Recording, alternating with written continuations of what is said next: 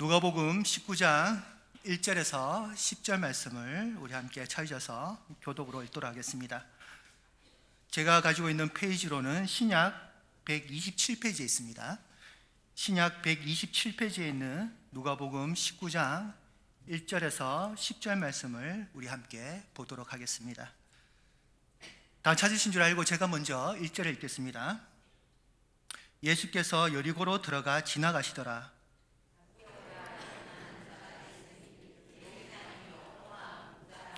그가 예수께서 어떠한 사람인가 하여 보고자 하되 키가 작고 사람이 많아 할 수 없어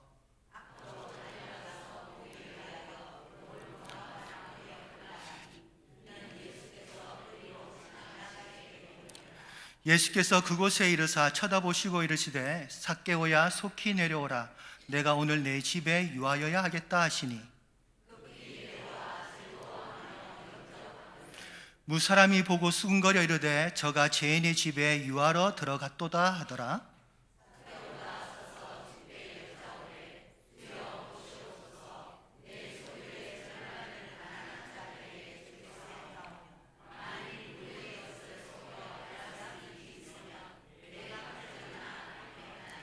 예수께서 이르시되 오늘 구원이 이 집에 이르렀으니 이 사람도 아브라함의 자손이미로다.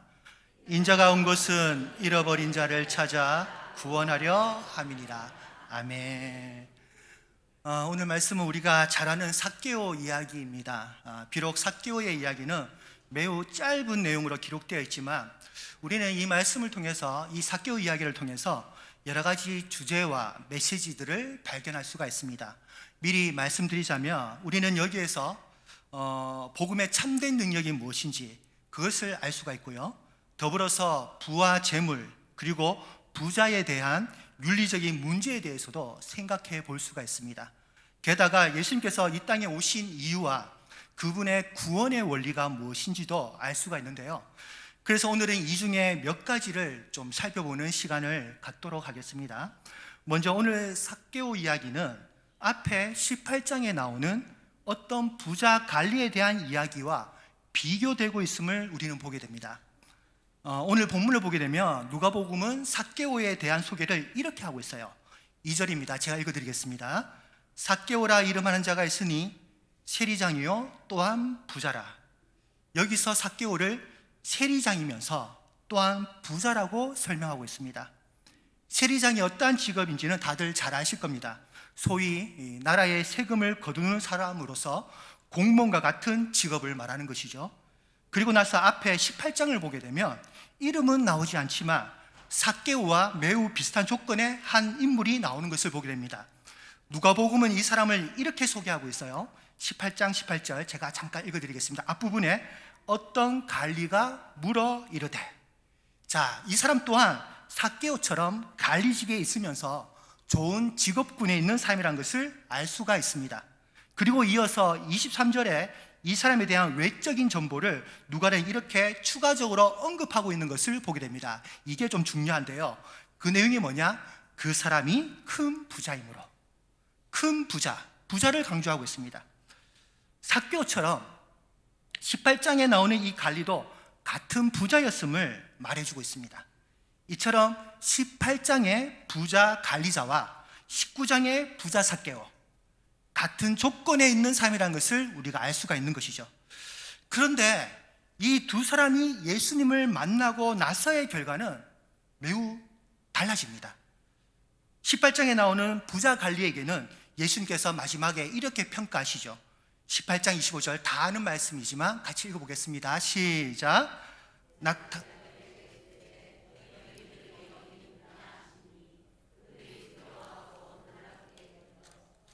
자, 말씀이 좀 잘못 나온 것 같은데요.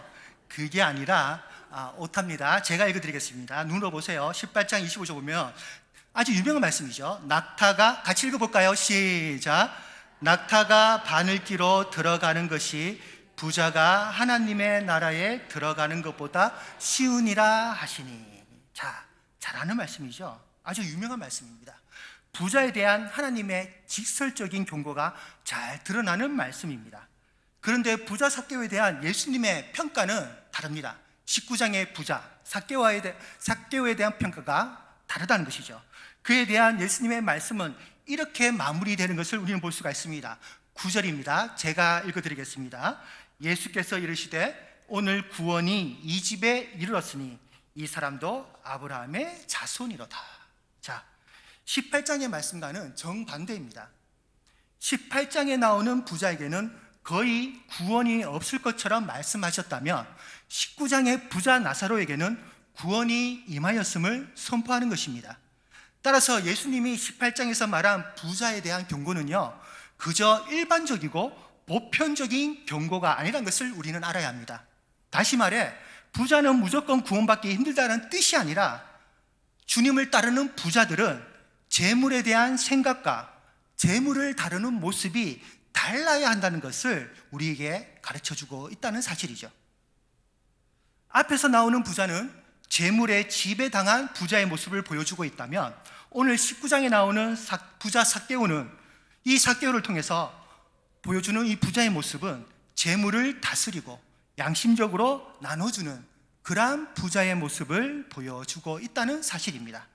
따라서 우리는 부자에 대한 개념, 재물에 대한 자세를 성경적으로 잘 이해하고 정립해 나갈 필요가 있다는 사실입니다. 하나님 위에 재물을 두고 있는지 아니면 하나님 아래에 재물을 두고 있는지 우리는 이 부분에 대해서 성경적으로 그리고 객관적으로 잘 살펴봐야 한다는 것입니다. 이러한 메시지를 오늘 삭개오의 이야기를 통해서 우리에게 던지고 있다는 사실입니다. 자, 그 다음 우리가 삭개오의 이야기를 통해서 발견할 수 있는 다른 주제는 뭔가 하니 바로 예수님의 구원 원리입니다. 우리는 삭개오의 이야기를 통해서 예수님의 구원 원리, 기독교의 구원의 원리가 뭔지를 우리는 발견할 수가 있어요.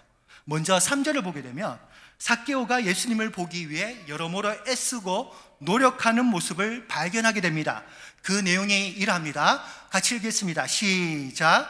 그가 예수께서 어떠한 사람인가 하여 보고자 하되 키가 작고 사람이 많아 할 수 없어.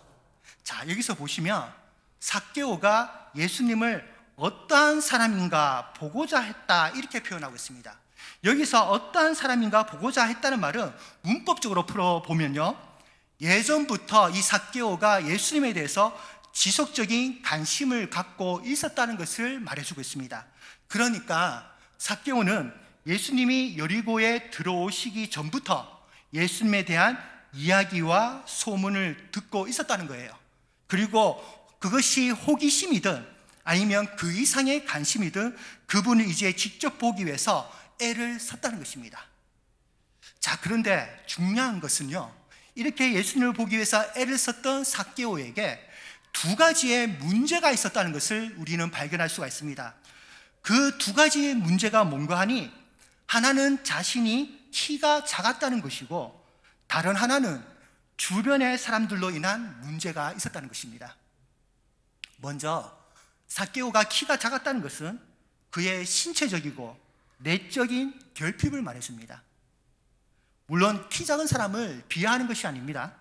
삭개오가 얼마나 키가 작았는지는 우리가 알 수는 없지만 오늘 이 말씀이 전해주는 삭개오의 모습은 자신의 신체적이고 내적인 결핍으로 인해 예수님께 나감에 있어서 방해가 되고 있음을 우리에게 보여주고 있어요. 다시 말해 우리들도 하나같이 이러한 신체적이고 내적인 결핍이 있는 사람들이라는 것입니다. 제가 지금까지 여러 교회를 다니면서 청년들이 이런저런 내적인 문제와 결핍으로 마음의 상처와 어려움을 갖고 있는 지체들을 들어보게 됩니다. 예전에 만났던 청년들 중에 어떤 청년은요, 과거의 문제로 인해서 공황장애를 앓고 있었습니다. 그리고 어떤 청년은 어렸을 때 왕따를 당해서, 그리고 심지어 성추행을 당해서 성인이 되어서도 그 상처에서 헤어나오지 못하는 것을 제가 본 적이 있어요. 그리고 어떤 청년은요, 강압적인 부모와 독특한 가족 문화 때문에 상처를 안고 있기도 했었고, 또 어떤 청년은 외모 컴플렉스로 고민하는 청년들도 들어 있었습니다. 그런데 놀라운 것은 뭔지 아세요? 이렇게 상담하면서 분명히 심각한 상처와 결핍이 있음에도 불구하고 그냥 겉으로 보게 되면 아무런 티가 나지 않다는 것입니다. 어떤 청년은 그런 상처가 있으면서도 교사 활동을 하고 임원 활동을 하고 반주를 섬기고 심지어 찬양 인도와 봉사를 하고 있다는 것입니다. 그것을 속으로 감추고 그렇게 섬기고 있다는 것이죠. 한편으로 안타깝기도 하고 또 한편으로 대견스러운 겁니다. 이처럼 오늘 키 작은 삭개오의 모습은 이런 여러 가지 문제와 결핍을 가진 인간이 그럼에도 불구하고 주님을 찾으려고 고군분투하는 우리들의 모습을 대변하여 보여주고 있습니다. 다시 말해, 비록 우리에게 어떠한 상처와 아픔이 있다 하더라도, 심지어 우리에게 치명적인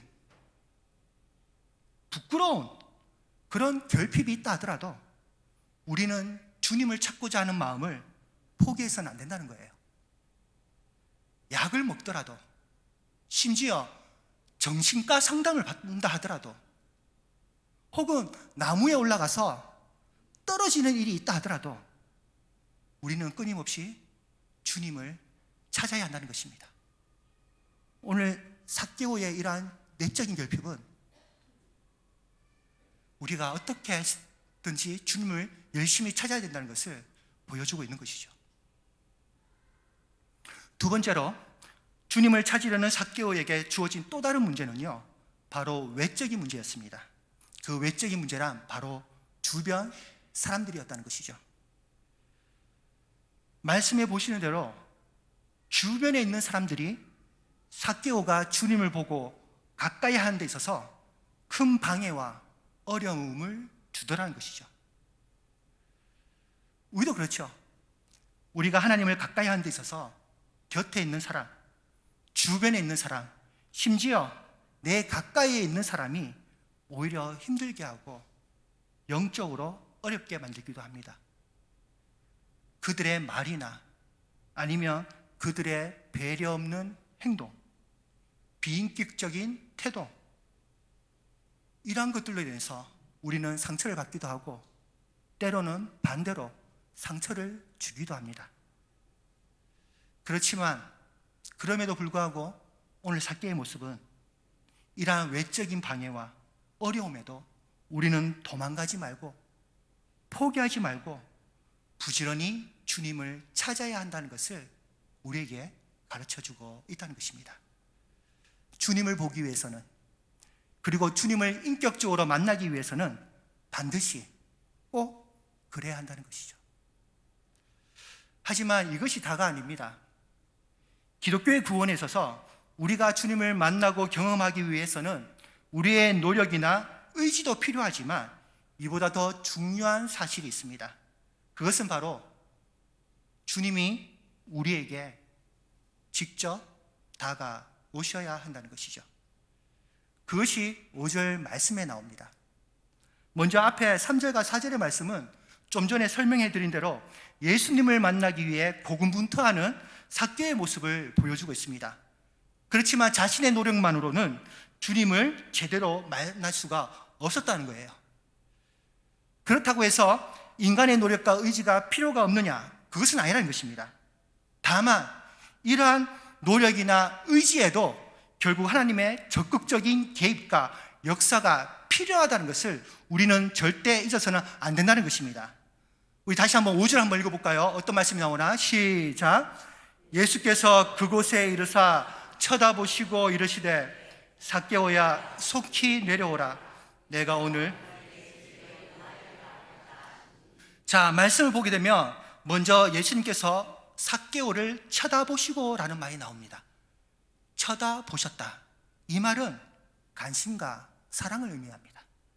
우리가 아무리 노력하고 발버둥 쳐도 주님이 우리의 모습을 바라보거나 쳐다보지 않으신다면 아무 소용이 없다는 거예요. 주님의 시선이 우리에게 머물러 있어야 한다는 것입니다. 주님이 우리를 바라봐 주셔야 된다는 거예요. 그럴 때 우리의 구원이 완성된다는 것입니다. 거기다가 예수님은 이렇게 발버둥 치는 삭개오의 이름을 직접 불러주십니다. 삭개오야. 삭개오는 오늘 예수님을 처음 뵀는데 예수님은 삭개오의 이름까지 이미 알고 계셨다는 것이죠. 삭개오가 먼저 주님을 안 것이 아니라 주님이 먼저 삭개오를 알고 계셨다는 거예요. 게다가 그 다음에 하시는 말씀이 매우 중요하고 놀라운 말씀입니다. 제가 읽어드릴게요. 내가 오늘 내 집에 유하여야 하겠다. 이 말씀을 직역하면 이렇게 번역할 수가 있습니다. 잘 들어보세요. 오늘 내가 너의 집에 머물러야 하기 때문이다. 다시 한번 읽어드릴게요.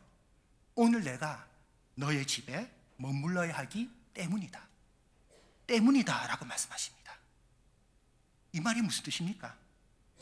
지금 예수님은요, 너를 만나기 위해서 그리고 너의 집에 머무르기 위해서 이 여리고 지역에 오셨다는 뜻입니다. 그냥 여리고를 지난 것이 아니라 너를 만나기 위한 목적이 있었다는 거예요. 너는 나를 처음 보았지만 나는 너를 이미 알고 있었고 이렇게 직접 찾아왔다는 것입니다. 이미 예수님의 주권적인 구원과 은혜가 삭개오를 향해 있었음을 보여주는 매우 중요한 말씀이죠. 여호수아서를 보게 되면 이와 매우 비슷한 일이 있음을 우리는 보게 됩니다. 그 내용이 우리가 잘 아는 여호수아 2장에 나오는 라합과 관련된 이야기예요. 재밌게도 똑같이 이 사건은 여리고에서 벌어집니다. 잠시 설명을 드리자면 여호수아가 2명의 정탐꾼을 여리고 성에 보내게 됩니다. 그러자 이 정탐꾼들이 정탐을 하다가 군사들에게 쫓기게 되어서 라합의 집에 급하게 숨게 되죠.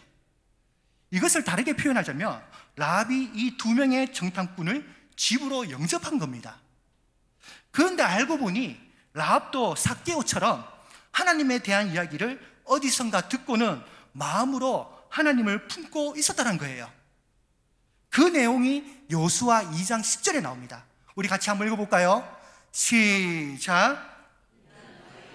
애굽에서 나올 때 여호와께서 너희 앞에서 홍해 물을 마르게 하신 일과 너희가 요단 저쪽에 있는 아모리 사람의 두 왕 시온과 옥에게 행한 일, 곧 그들을 전멸시킨 일을 우리가 들었음이니라. 자, 마지막에 우리가 들었음이니라 말이 나옵니다. 지금 라합도 하나님에 대한 이야기를 언젠가 듣고 여호와 하나님을 향한 관심과 마음을 품고 있었다는 거예요. 그리고는 결국 하나님께서 이 두 정탐꾼을 통해 라합의 가정으로 들어오게 되십니다. 심지어 그 가정에 구원이 임하더란 것이죠. 예수님의 소문을 듣고 알고 있던 삭개오를 구원하시기 위해서 예수님이 이 여리고를 찾아오신 것처럼 하나님에 대한 소문을 듣고 알고 있던 라합을 구원하기 위해서 하나님이 여리고성에 들어오셨다는 것입니다.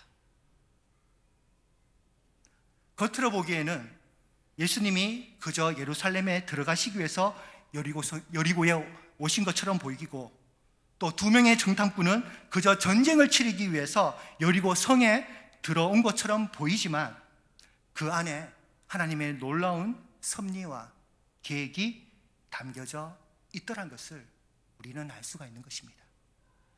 이처럼 우리의 구원에는 반드시 하나님의 주권적인 구원의 역사가 임해야 한다는 것입니다.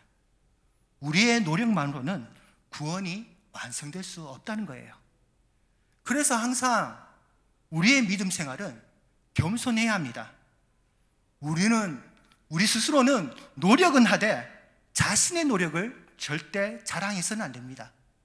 내가 이렇게 주님을 찾고 이런 식으로 봉사하고 있다는 것을 사람들에게 보여주고 싶어하고 알려주고 싶어하는 것, 심지어 인정받고 싶어하는 모습, 어떻게 보면 참으로 가소로운 생각이 될 수가 있다는 것이죠. 주님 보시기에는요. 하나님의 구원 원리, 하나님의 구속 방식을 우리가 제대로 알고 이해하고 있다면 우리가 신앙생활하면서 절대 자만해질 수가 없다는 것입니다. 자, 이번엔 세 번째로 우리가 삭개오의 이야기를 통해 알 수 있는 또 다른 주제는 뭔가 하면 바로 예수님께서 이 땅에 오신 이유입니다. 우리는 삭개오의 이야기를 통해서 예수님께서 이 땅에 오신 이유도 분명히 알 수가 있다는 것이죠. 이 주제와 메시지는 오늘 본문 제일 마지막에 나오는 것을 우리는 보게 됩니다. 자, 중요한 말씀이니까 같이 읽겠습니다. 10절 시작. 인자가 온 것은 잃어버린 자를 찾아 구원하려 함이니라. 자, 삭개오 이야기는 이렇게 마무리가 됩니다.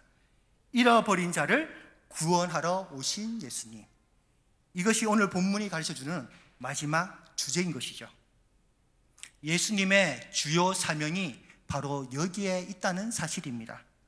특히 여기서 잃었다라는 말이 나오는데 이 말 뜻을 풀어보면요, 원래 주님의 것이었는데 어떠한 이유로 잃게 되었다는 것을 의미합니다.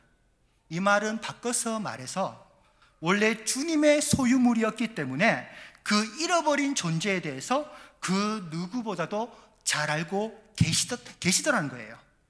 오늘 삭개오를 부르시는 장면이 그것을 보여주고 있습니다.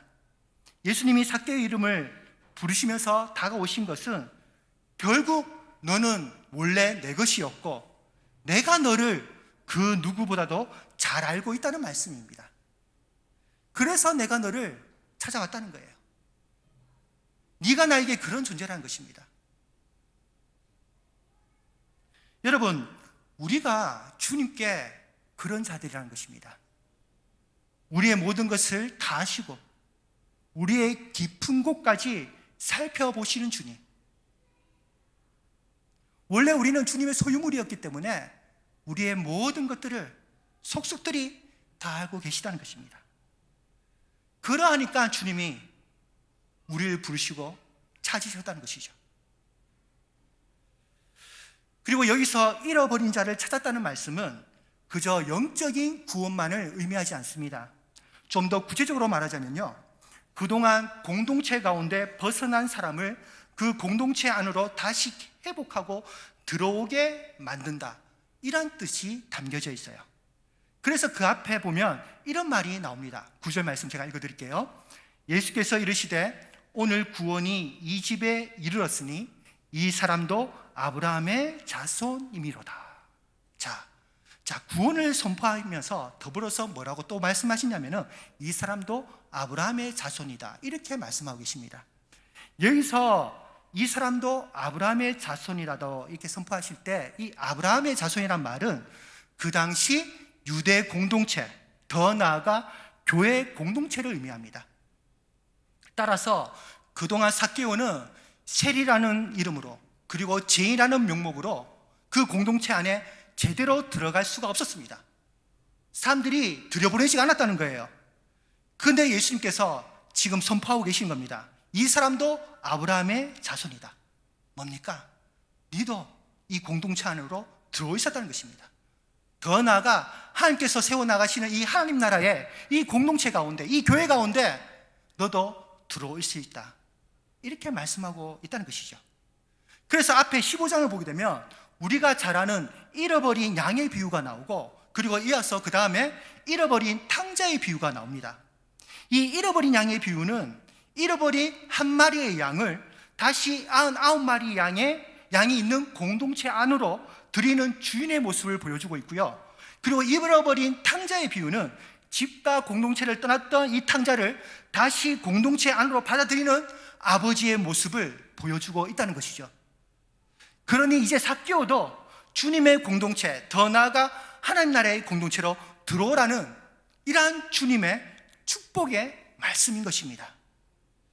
결국 이러한 주님의 주권적인 역사와 은혜, 그리고 주님과의 인격적인 만남으로 말미암아 삭개오는 주님이 원하시는 자녀, 특히 주님이 원하시는 참된 부자의 모습으로 변화될 수가 있었고요. 더 나아가 주님이 선포하신 그 하나님 나라, 주님께서 세우시는 그 공동체 안으로 들어올 수가 있었다는 사실입니다. 그리고 그 일을 위해서 예수님은 이 땅에 오셨다는 것이죠. 자, 그런 마지막으로 주님을 만난 삭개오가 이제 어떤 식으로 변화되었는지를 이것을 살펴보고 말씀을 마치도록 하겠습니다. 8절을 보게 되면 주님을 만난 삭개오, 아니 정확히 말하자면 주님을 영접한 삭개오가 이렇게 고백을 합니다. 우리 같이 읽어볼까요? 시작. 삭개오가 서서 주께 역자오되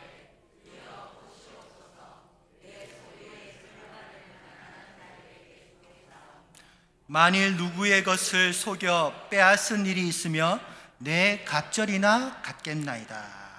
자, 이 말씀도 잘 아는 내용이죠, 그죠?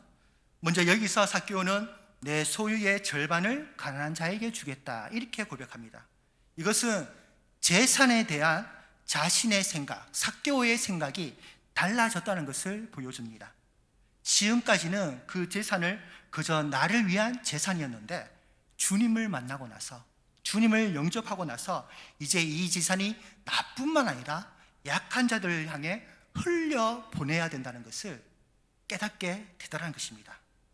자, 그리고 그 다음에 만일 누구의 것을 속여 빼앗은 일이 있으면 내 갑절이나 갚겠나이다, 이 말이 이어서 나옵니다. 이 말도 참 중요한데요, 이것은 어떻게 보면 자신의 죄에 대한 고백입니다. 내가 과거에 어떠한 행동으로 누군가를 속이고 죄를 지은 게 있다면 결국 그 죄를 감추고 있지만은 않겠다는 것이죠. 죄에 대한 고백이자 회개인 겁니다. 그리고 더 나아가서 삭개오는 뭐라고 얘기하냐면은 자신이 피해를 준 사람들에게 직접 보상을 해주고 용서를 구하겠다고 이렇게 다짐합니다. 직접 자신이 잘못한 사람에게 찾아가서 물질의 보상을 하고 더 나아가서 용서를 구하겠다고 이렇게 얘기하고 있는 것이죠. 성경에 보면 이거는 매우 용기 있는 결단입니다. 왜냐하면 우리는요, 하나님께는 죄를 고백할 수는 있습니다.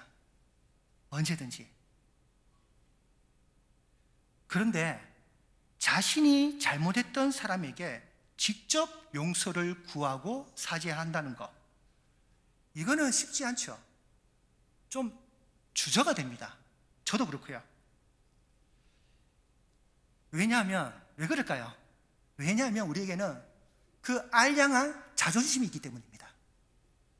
잘못했지만 이 자존심 때문에 솔직히 쉽게 잘못했더라도 가서 그 당사자에게 용서를 구하기가 되게 쉽지 않죠. 요즘 연예인들이나 유명인들이 과거의 범죄나 사건으로 인해 매스컴에 오르내리는 것을 우리는 종종 보게 됩니다. 그래서 그들이 그러한 죄들이 잘못을 드러나게 되면 공개적으로 사과하거나 기자회견을 하는 모습을 보기도 하죠. 그런데 그럴 때마다 꼭 나오는 여론이 있습니다. 그 여론이 뭐냐면은 대중들에게 사과하지 말고 피해자에게 직접 사과하라는 말입니다. 왜 대중들에게 사과하느냐? 네가 학폭을 저질렀으면 학폭을 당했던 그 당사자에게, 네가 누군가에게 사기를 쳤으면 사기를 당했던 그 사람에게 직접 가서 용서를 구해라, 이런 내용들이 매번 나오는 것을 보게 됩니다.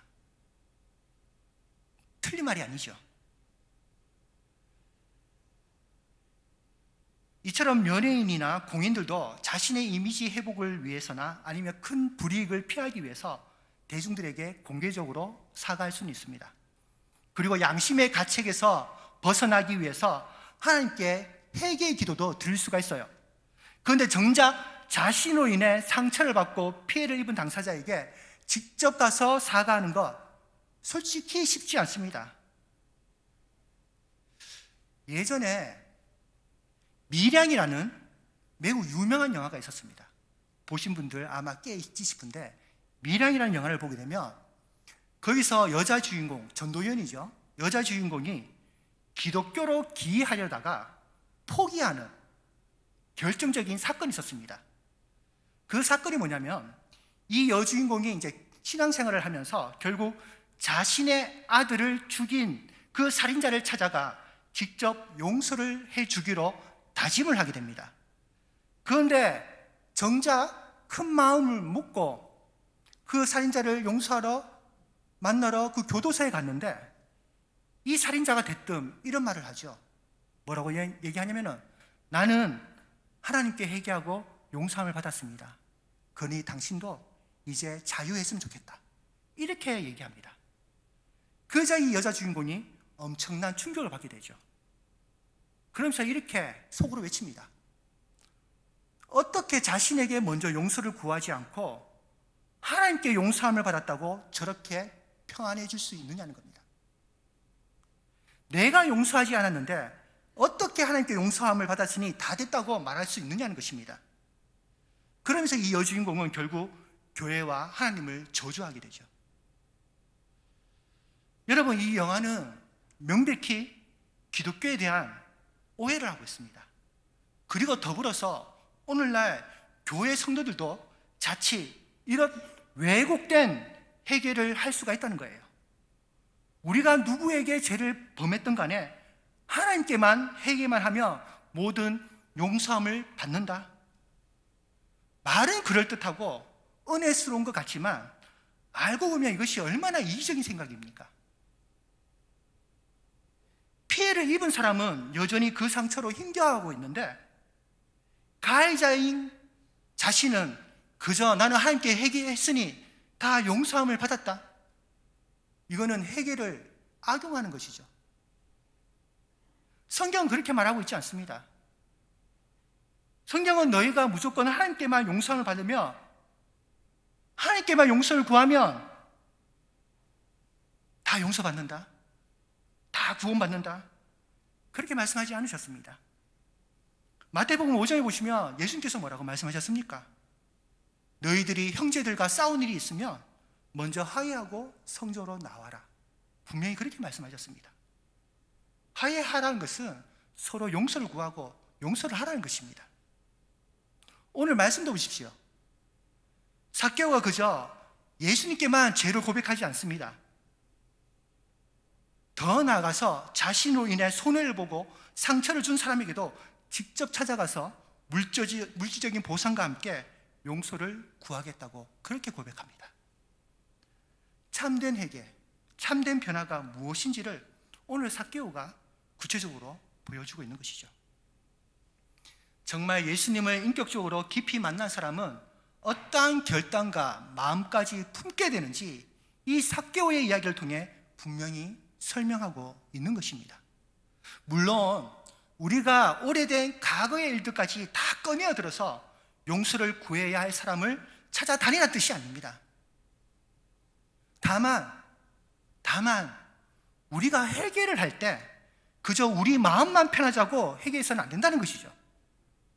내 마음만 편하자고 네 마음만 편하라고 하나님께서 우리에게 회개의 길을 열어두신 겁니까? 아니라는 거예요.